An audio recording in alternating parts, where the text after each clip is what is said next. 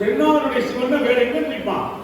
நம்முடைய சிவன் இல்லையா? நம்முடைய பெருமாள் இல்லையா? நம்முடைய தாயார் இல்லையா? என்னுடைய வீட்டுல ஒரு முறைகள் நடந்தா நம்ம விட்டுருமா? நம்ம என்ன சார் செய்ய முடியும்? எல்லாம் ரவுடி பசங்களா இருக்கிறாங்க அப்படின்னு சொல்ல முடியுமா? உயிரை கொடுத்து போராடி சண்டை போட்டு மண்ணு கட்டி நிக்க மாட்டோமா? அப்ப நாம வணங்குகிற ஒரு தெய்வத்துக்கு அவருடைய சொத்துக்கு ஒரு பிரச்சனை அப்படின்னா, சட்டப்படி பெருமாள் சுவாமி அந்த கோயில இருக்கக்கூடிய அந்த திருமேனி அந்த தெய்வத்தை வந்து மைனர் அப்படின்னு சொல்றாங்க. சட்டப்படி மைனர் அப்படின்னு சொல்றாங்க. அப்படின்னா என்னன்னா, அந்த ப்ராப்பர்ட்டிய நீங்கள் கையாளலாம், விற்க முடியாது. மைனருடைய ப்ராப்பர்ட்டி விற்க முடியாது, தெரிஞ்சு. அவ பெருமாளுக்கு ஒரு ப்ராப்பர்ட்டி இருந்தது, சுவாமிக்கு ஒரு ப்ராப்பர்ட்டி இருந்ததுன்னா அதை விற்க முடியாது. இங்க விற்கிறது பத்தியே இல்ல, திருடே போயிடும். அரசாங்கத்துடைய அதிகாரப்பூர்வ அறிவிப்புப்படியே கோவில்களுக்கு சொந்தமான 1,00,000 ஏக்கர் நிலம் காணவில்லை. 1,00,000 ஏக்கர். நமக்கெல்லாம் 5 ஏக்கர் தான் நம்ம என்ன வருத்தம்? 5 ஏக்கர் என்ற சொத்து என்ன வருத்தம்? 1,00,000 ஏக்கர் எப்படி காணாம போகும்?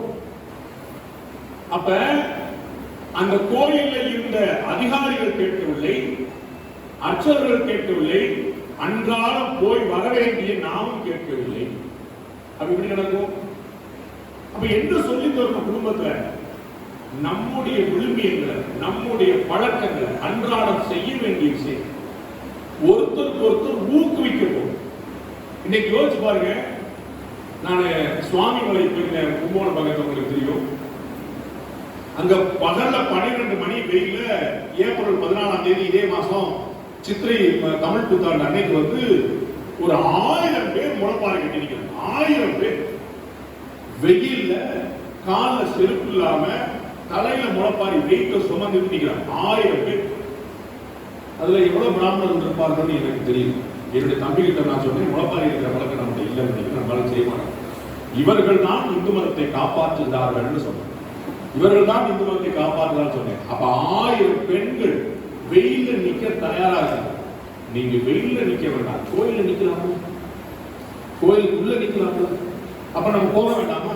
அந்த முளைப்பாரி கட்டுற பழக்கம் எப்படி அவருக்கு, எப்படி அடுத்த ஜெனரேஷன் எல்லா சமூகங்களும், இந்த நான் பிராமின் அப்படின்னு சொல்றோமே, நான் பிராமின்ல இருக்கக்கூடிய எல்லா சமூகமும் ஏகப்பட்ட பக்தியோடு, ஏகப்பட்ட பக்தியோடு, ஆக்ரோஷமான பக்தியோடு, அளவு குத்தி கொடு, நேர்ச்சி எடுக்கிறது, தூக்கு நேர்ச்சி, ஆளை தட்டி தொங்க விட்டுறாங்க. நம்ம வைஷ்ணவ சமுதாயத்திலோ சைவ சமுதாயத்திலோ அப்படி இல்லை.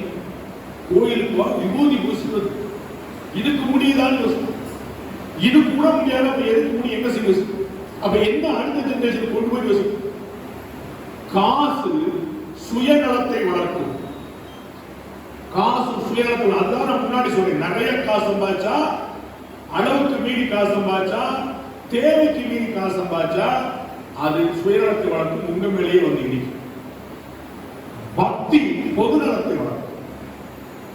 பக்தி மட்டும்தான் ஒழுக்கத்தை கட்டுது. ஏன் இங்க கடவுள் மறுப்பு இயக்கம் வந்துச்சு நீங்க புரிஞ்சுக்கணும். ஏன் கடவுள் மறுப்பு இயக்கம்? எல்லோரும் ஒழுக்கமாக இருக்க விரும்புகிறார்கள். தவறினால் என்ன ஆகும் அப்படின்னா, சாமி கண்ண புத்தி அப்படின்னு பயப்படும். அவர்கள் நேர்மையாக இருப்பது, நல்லவராக இருப்பது காவல்துறைக்கு பயந்து இல்ல, கடவுளுக்கு பயந்து.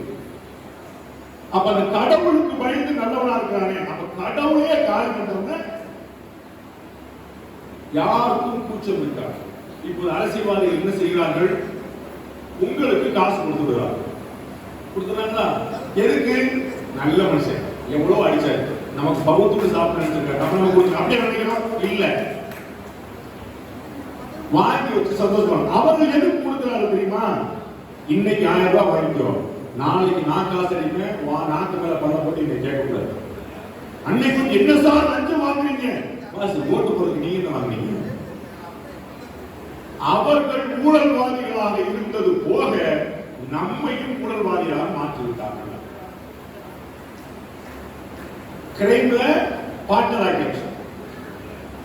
நான் ஏற்கனவே பல தடவை சொல்லியிருக்கேன்.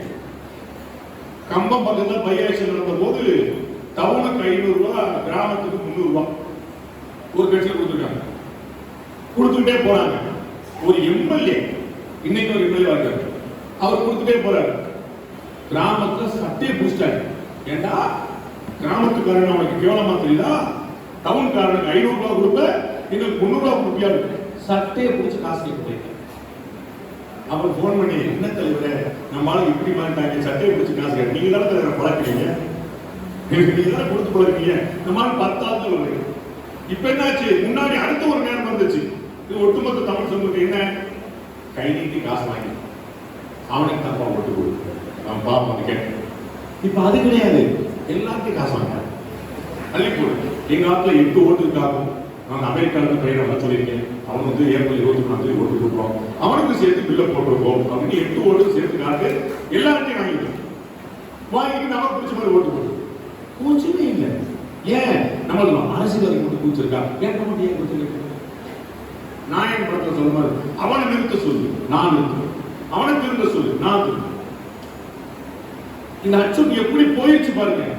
இதனால் தான் கடவுள் மறுப்பு உள்ளவர். அப்ப நீங்க அடுத்த ஜெனரேஷன் சட்டம் ஒழுங்கு கெட்டு போய் கிடக்கு. ஏன் கெட்டு போய் கிடக்கு? அச்சமற்ற நம்ம செஞ்சா ஒண்ணு நடக்காது, போலீஸ் பிடிக்காது, பிடிச்சாலும் கட்சி தலைவர்கிட்ட போன் பண்ணி சொல்லிடலாம். அதுக்கு மீறி பிடிச்சாங்கன்னா 15 நாள்ல பெயில் வந்துருக்கும். சப்பமேட்டு துணிஞ்சு செய்யும். அப்ப ஒரு குற்றம் செய்தால் தண்டனை கிடைக்கும் என்ற அச்சம் இருந்தால் செய்வார்களா? அந்த அச்சமற்ற தன்மை வருகிறது. பட்டப்பகலில் பயங்கரங்கள் நடக்குது. அப்ப நம்ம அச்சம் உள்ள தன்மையை உருவாக்கணும். யாருக்கு? இறை அச்சம், கடவுள் மீதான அச்சம், காவல்துறை மீதான அச்சம். அது நம்ம வந்து தப்பு செய்ய போறது. அப்ப கடவுள் பக்தியை அடுத்த ஜெனரேஷனுக்கு கொண்டு போய் சேர்க்கும். ஒரு ஸ்லோகம் சொல்றோமா? 50 வயசுக்கு கீழே எங்கேயா ஸ்லோ கிளாஸ் ஆள் பார்த்துருக்கீங்களா? 50 வயசுக்கு மேலதான். இன்னைக்கு ஒரு 23 வயசு பொண்ணு திடீர்னு நான் ஸ்லோ கிளாஸ் போறேன்னா அவங்க அம்மா திடீர் ஆச்சு உனக்கு திடீர்னு இருக்கும். இன்னும் ஸ்லோ கிளாஸ் தான் போறேன். ஒரு 60 வயசு ரிட்டையர்ட் ஆன பிறகு கோயிலா சுத்தலான்னு பாக்குறேன் சார். ஓஹோ, ரிட்டையர்ட் ஆன பிறகுதான் கோயில் செய்யறதுக்கு வேலை இல்லை, டைம் பாஸ்க்கு கோயிலும். ஏன் நல்லா இருக்கும்போது செய்யறதுக்கு நாங்க வந்து ஒரு 108 டிவிஎஸ்ல 104 டிவிஎஸ் சேர்த்துருக்கோம். நாங்க வந்து வைணவர்களா இருக்கிறதுனால சரி குடும்பத்தோட போய் சேர்த்துருக்கோம். அப்ப என்னுடைய சின்ன குழந்தை 2வது குழந்தை பிறந்த போதே அவை போயிட்டு எனக்கு கை கொண்டு அடிச்சுட்டு. அப்ப கனவுல ஒரு 7-8 டிவிஎஸ் அங்க சேர்க்க போகும்போது ஒரு பாட்டி வந்தாங்க. எவ்வளவு புண்ணியம் செஞ்சிருக்கிற குழந்தை, இத்தனோடு குழந்தையாவே வீட்டுல கோயில் போறது. அப்ப நம்ம வந்து எல்லா இடத்துக்கும் கூட்டு போய் கோயிலுக்கு வருமா? எவ்வளவு வீடுகள்ல இந்த மாதிரி புறாம போட சொன்னா உங்க பிள்ளைகள் வருவாங்க, கோயில் போட சொன்னா உங்க பிள்ளைகள் வருவாங்க. இப்ப பிராமணர் சங்க மாநாடு நடக்குது, நம்ம கூட்டம் நடக்குது, குடும்ப விழா நடக்குது, வா போன கேரண்டியா 25 வயசுல யாரும் வரமாட்டாங்க.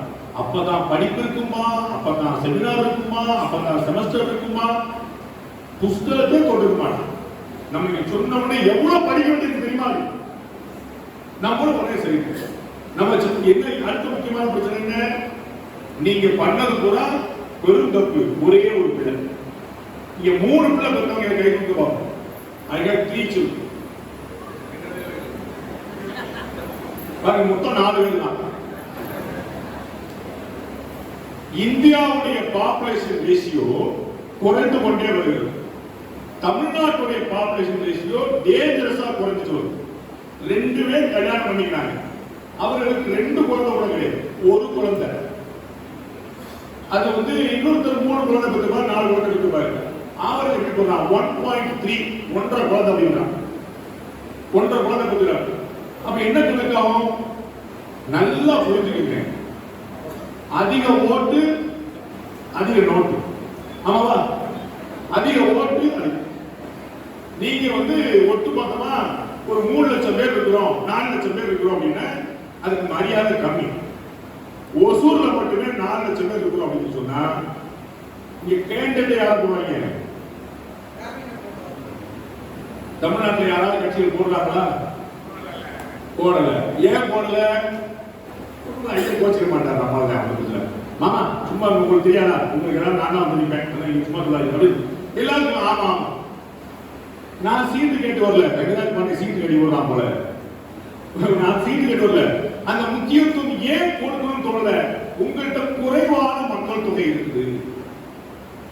அந்த குறைவான மக்கள் தொகையில பாதி வெளிநாடு ஓடி போயிருது, இல்ல பெங்களூர் போயிருது, இல்லன்னா ஹைதராபாத் போயிருது. எலெக்ஷனுக்கு ஏப்ரல் 24 வரமாட்டுது. அப்ப இது பெரிய பிரச்சனை இல்லையா? எவ்வளவு பேர் ஃபாரின்ல இருந்து லீவ் போட்டு வர்றாங்க தெரியுமா? ஏப்ரல் 23 இவருக்கு தான் ஓட்டு போட முடியும், அவருக்கு தான் லட்சிய வழியோட வந்து நிற்கிறாங்க. அப்ப குறைந்தபட்சம் ஆன்மீகம் சொல்லி தர மாட்டீங்க, பக்தி சொல்லி தர மாட்டீங்க, குழந்தை பெற்றுக்க மாட்டீங்களா சார்? என்ன அதை கூட செய்ய மாட்டீங்களா? என்னங்க உங்களுக்கு இந்த சமூகத்துக்கு மேல அவ்வளவு பெரிய கேட்டா, நான் வந்து ஒரு பிள்ளைய வளர்க்கறதுக்கே போதும் போதும் ஆயிடுச்சு. நாங்க 3 சிப்ளிங்ஸ் சொல்லுவோம், கைதுங்க 3 பேருக்கு மேல நாங்க அண்ணன் தம்பி அக்கா தங்கச்சிலாம் இருக்கிறோம். எங்க அண்ணன் நாங்களாம் சொல்லுவோம் பாத்தீங்களா? எனக்கு 3 பிள்ளை சொல்லுன்னா 3 பேர் கைதுப்பீங்க, நாங்க மொத்தம் 3 பேருக்கு 4 பேர் கைதுப்பீங்க. அப்ப உங்க அப்பா தப்பா செஞ்சிருக்காரு, உங்களுக்கு பெற்ற தப்பா? உங்களுக்கு பெற்ற தப்பான்னு அவங்க வேலையை அவங்க கரெக்டா செஞ்சாங்க, நீங்க இந்த வேலையா கரெக்டா செஞ்சீங்க. அது என்ன எனக்கு புரியலையே. மக்கள் தொகை குறைஞ்சிட்டா நாடு நாசமா போயிருமா? எமர்ஜென்சி பீரியட்ல கட்டாய குடும்ப கட்டுப்பாடு பண்ணாங்க. எமர்ஜென்சி பீரியட்ல இன்னைக்கு இந்தியாவுடைய பலம் என்ன, சைனாவுடைய பலம் என்ன? மனித பலம் தான் ரெண்டு நாட்டுடைய பலம், மேன் பவர் தான் ரெண்டு நாட்டுடைய பலம். ஹியூமன் ரிசோர்ஸ் இங்க அவ்வளவு இருக்கு. அமெரிக்கால ஆள் இல்ல, ஆஸ்திரேலியா ஆள் இல்ல, கனடால ஆள் இல்ல. நம்ம அமெரிக்காவுக்கு போய், ஆஸ்திரேலியாவுக்கு போய், கனடாவுக்கு போய் சிட்டிசன்ஷிப் வாங்கிடுறோம், பிஆர் வாங்கிடுறோம். அங்க ஆளே இல்லை, இங்க அவ்வளவு ஆள் இருக்கு. அப்ப எது ஒரு காலத்தில் மைனஸ் பாயிண்ட் சொல்லப்பட்டதோ அதுதான் இன்னைக்கு இந்தியாவின் வளர்ச்சிக்கான அடையாளமா இருக்கு. நீங்க நல்லவங்களா இல்லையா சார்? சொல்லுங்க சார், நான் நல்லவன் இல்லைன்னு கை கொடுக்கு சார். நான் நல்லவன் இல்லை சார், சாரி சார், ரொம்ப கெட்டவன் சார், கெட்டவன் சார், கரெக்ட் சார், நல்லவன் சார். நான் நல்லவன் இல்லை நீங்க நம்புறீங்க. அப்ப நல்லவர்களாக இருக்கக்கூடிய நீங்கள் நிறைய பிள்ளை கூப்பிட்டு யாருக்கு சொல்லுங்க. அடுத்த தலைமுறைக்கு, அடுத்த சமுதாயத்துக்கு நீங்க வேற என்ன கொடுத்து கூப்பிடுறீங்க சார்? சத்புத்திரர்கள், ஒரு 4 நல்ல பிள்ளை. அது என்ன குறைஞ்சிருக்கு? இன்னும் கூட கெட்டு போல 40 வயசுல இருக்கிறவங்க தொடர்ந்து வச்சுக்கணும்.